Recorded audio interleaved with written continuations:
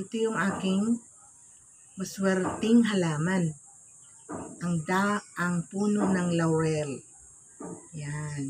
Maganda na siya. Nagkakaroon na siya ng maraming dahon. Hindi katulad nung nandun sa baba na wala talaga siyang dahon. At saka hindi lumalaki. Sabi ko 1 year and a half na hindi pa rin siya lumaki. Ngayon, medyo tumataas na ng konti. Kailangan din pala niya ng ng sikat ng araw. Kasi nung binili ko ito, sabi kasi nung binilang ko, kailangan daw na nasa shaded area. So, nung dumating sa akin, inilagay ko sa sa shaded area. Kaso, sabi ko, bakit wala siyang mga dahon? Hindi nagkakaroon ng mga dahon. Saka parang antitigas ng kanyang dahon. So, naisipan ko na one time na dalhin dito sa sa terrace.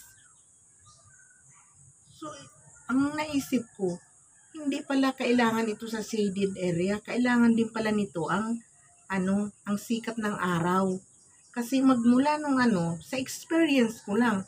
Kasi yun ang nung nilagay ko siya dito, nagkaroon na siya ng mga ng mga dahon. Oh, ang ganda pa niya.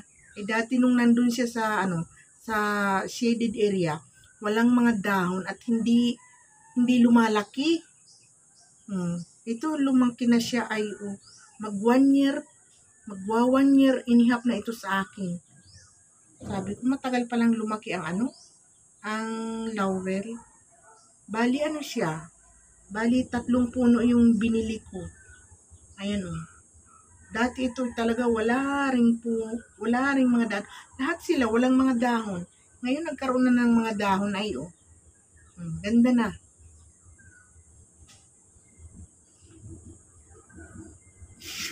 So, ito lang guys. Hanggang dito na lang. Bye-bye.